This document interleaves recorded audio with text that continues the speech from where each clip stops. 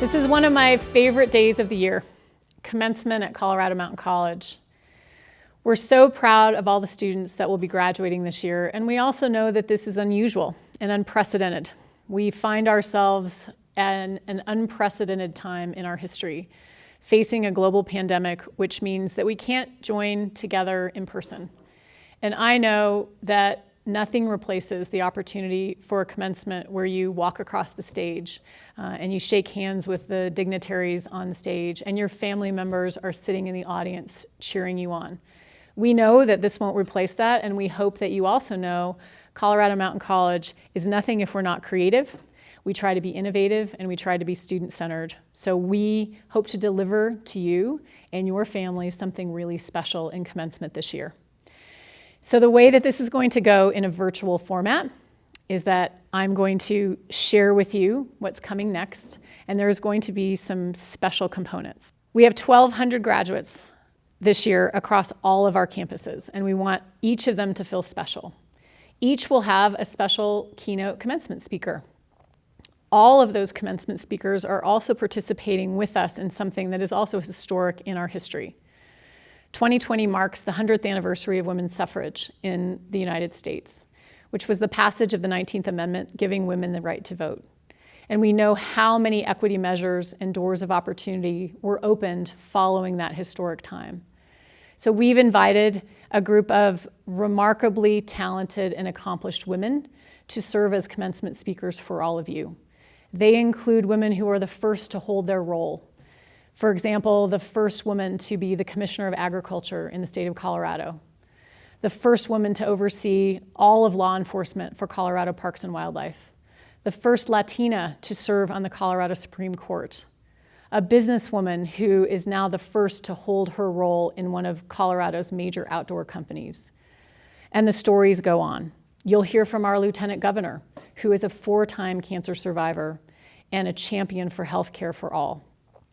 All of these stories we hope will wrap into something that we feel is very special and that commemorates our core values as an institution that are rooted in equity and opportunity for everyone, and all of our graduates are part of that as well. We know you will go off and do incredible things and leave the ladder down for others who are fighting for opportunity and for the ability to succeed in whatever they choose to do down the road. You will also get to hear from students and our student speakers who will share with you their own journeys and how they've gotten to this time.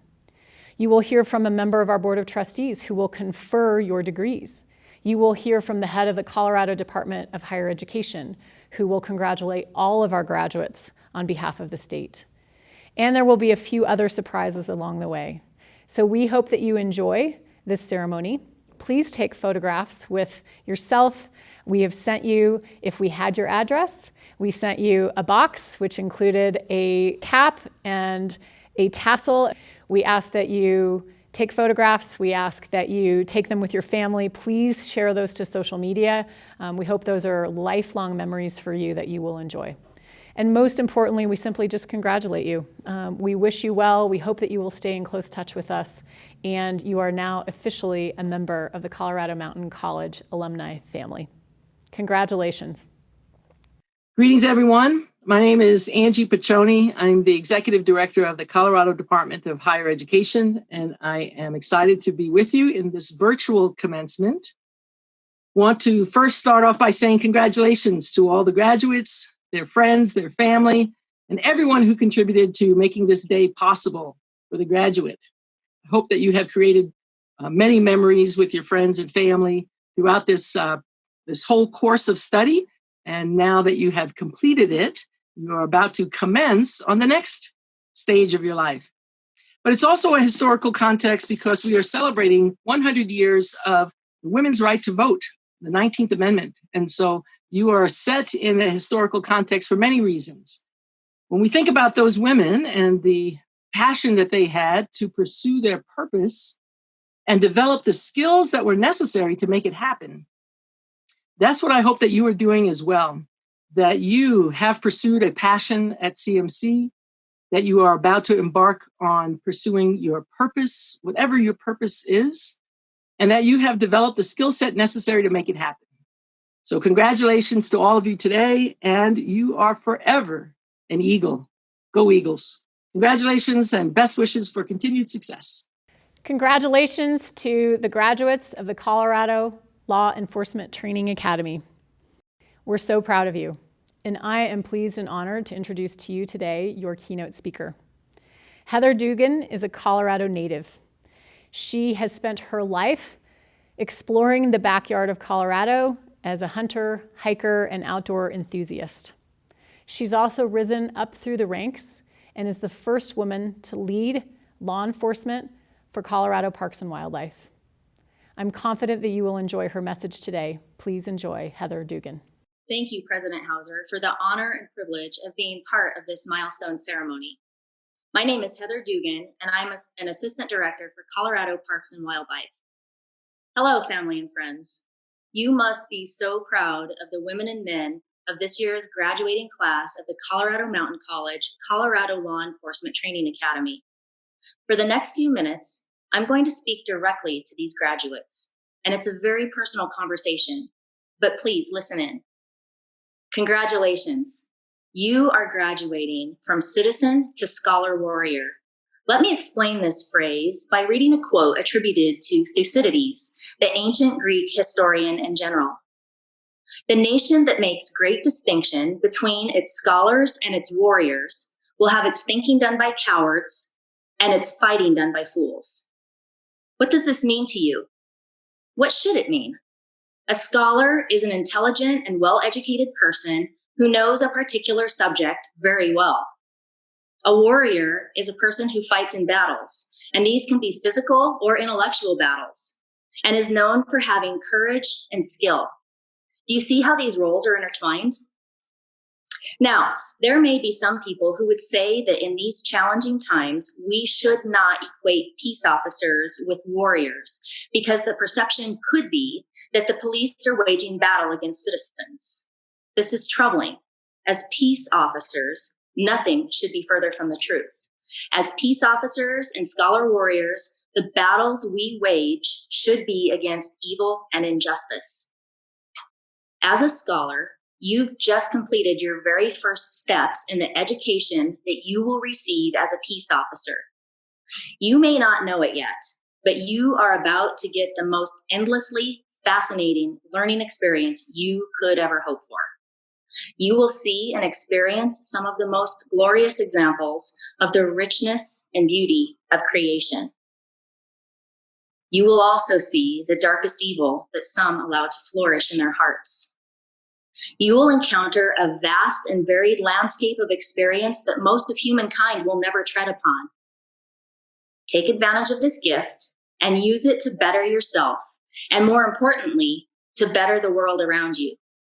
And never, ever stop learning. You will soon have loved ones pinning your badges on your uniform shirt. You will be taking your oaths at your respective agencies, whether it's your sheriff's department or your police department. Once that badge is pinned on over your heart for the first time, and every moment beyond that, your words and actions will be evaluated. And not just by your supervisors and trainers, but also by the court of public opinion. And your words and actions will not only represent you, they will also have a direct influence on how your sisters and brothers in law enforcement are perceived. This is a great responsibility. Graduates, one day I was standing in your shoes, and someday you will be standing in mine. And as I reflect on my career, I want to share with you questions we should be asking ourselves as we all continue to learn and carry on the noble traditions and service ethic of our profession. As the next generation of scholar warriors, you will change the face of law enforcement in the United States. My question for you is, will you choose to change it for the better? You have been told for the last semester that your safety is paramount. What if I told you that playing it safe isn't about safety at all? We could divide all of our safety decisions into two types of categories. We could label the first of these as survival decisions, those that are survival-based.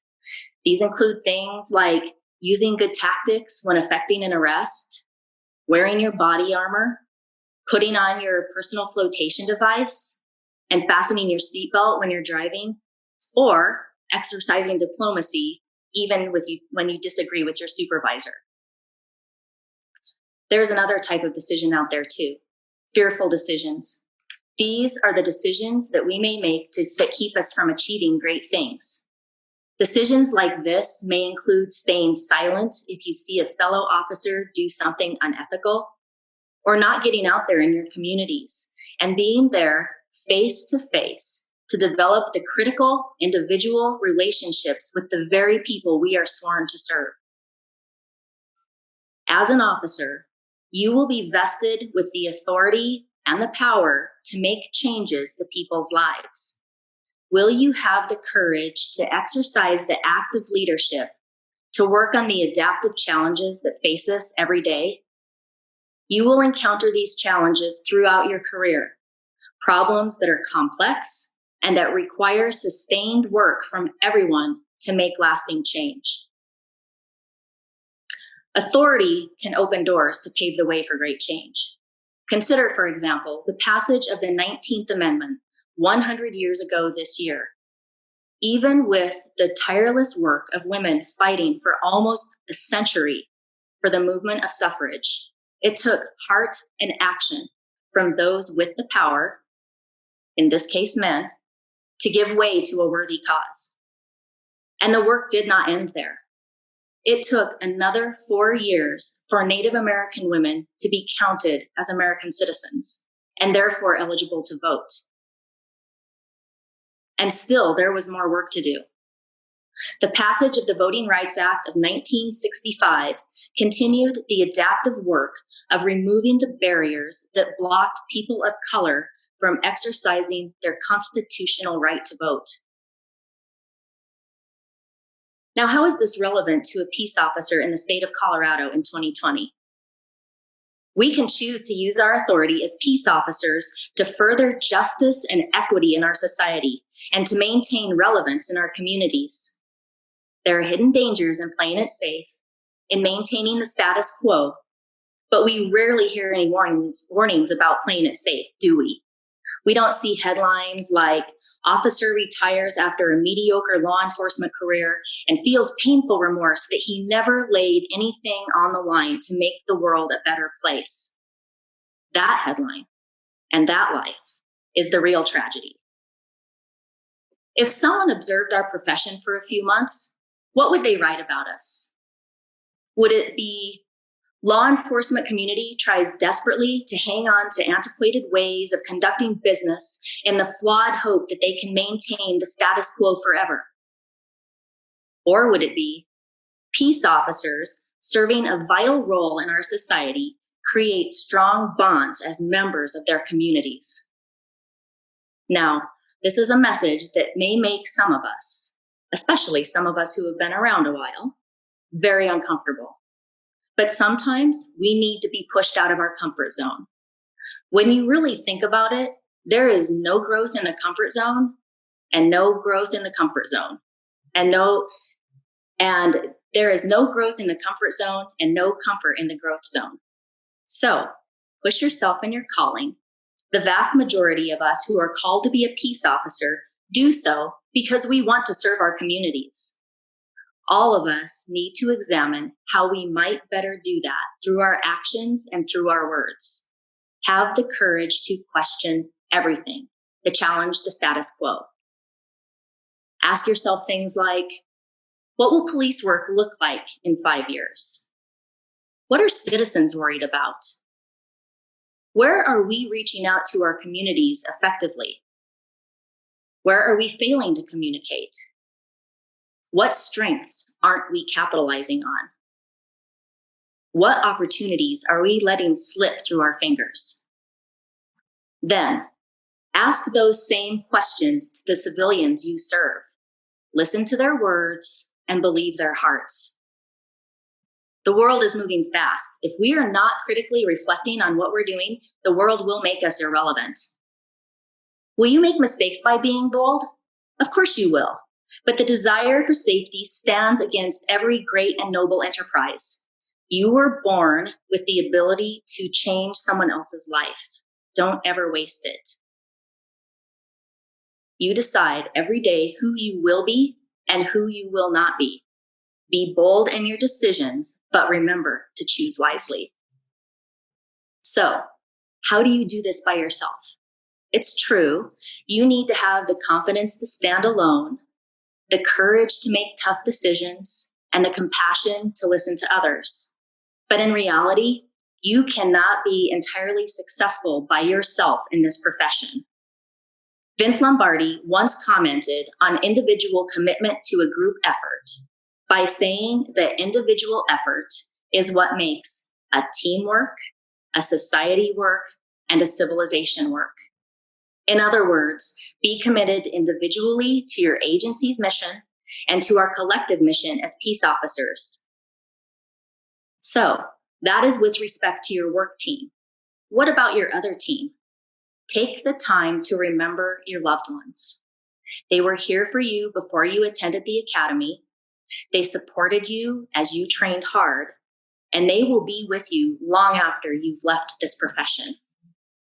Reassure them and remind them that you are called to this walk of life, and always make sure to spend the time with them that they and you deserve. Finally, we all know that as a profession, we are facing some particularly difficult challenges. So I am calling on you, the next generation of scholar warriors, to help us all navigate these troubled waters. Remember, anyone can hold the helm when the sea is calm. We want, and need you to help all of us to chart a course and guide our communities to peaceful waters. Family and friends, with the greatest sincerity and gratitude, thank you.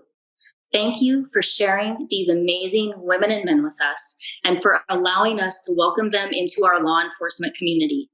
We will do our best to love and care for them as well as you have. Scholar warriors, go out there and be safe, but don't play it safe. God's blessings to every one of you. Hi, my name is Joseph Maes, and I am the Assistant Director of the Colorado Law Enforcement Training Academy, CLETA for short. Our program is honored to graduate 18 new cadets. I am proud of the accomplishments that these cadets have completed, especially how they endured through some rather trying times. We began the semester like many other classes before, only to find out the semester was nothing like what we have seen before. The profession of law enforcement is very much like that, where no 2 days are alike, and change is constantly on the agenda. In fact, many people choose this profession because of the fact it is so different from day to day. I wanted to briefly say thank you.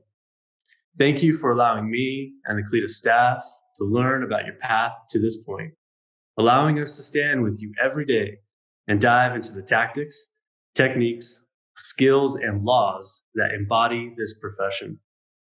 I'm excited for all of you and wish you the absolute best in your future endeavors. To all of you, congratulations. On behalf of our director, Stu Curry, and the many others that play a part in our program, I had the honor of reading the names of our graduates from the CLETA Academy. And the graduates are Alondra Acosta Guzman, Justin Koch, Alexander David,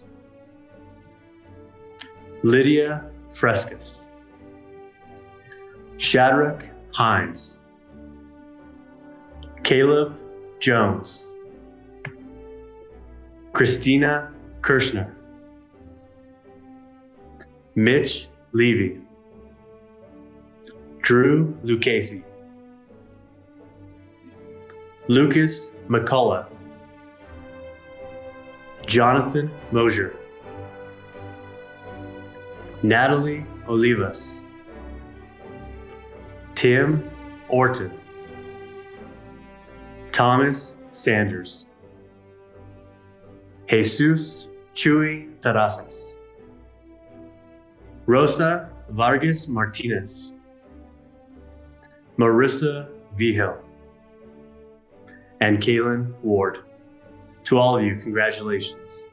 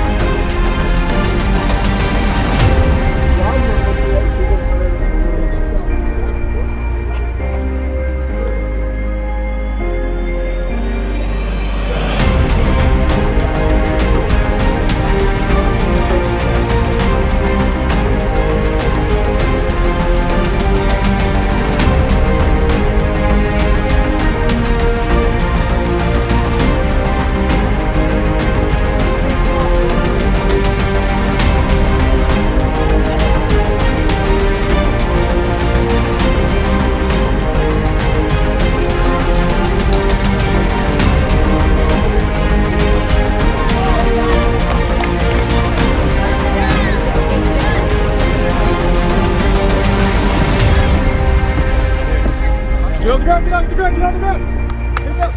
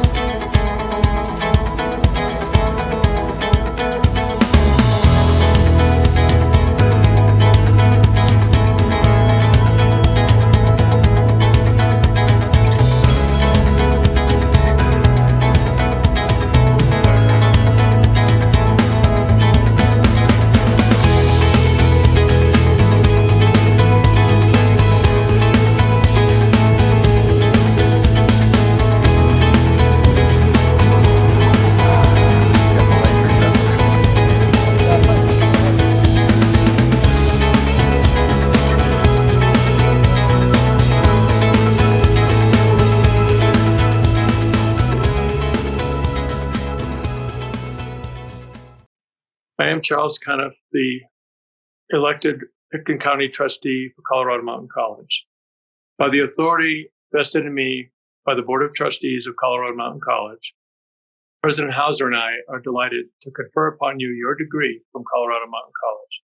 Congratulations.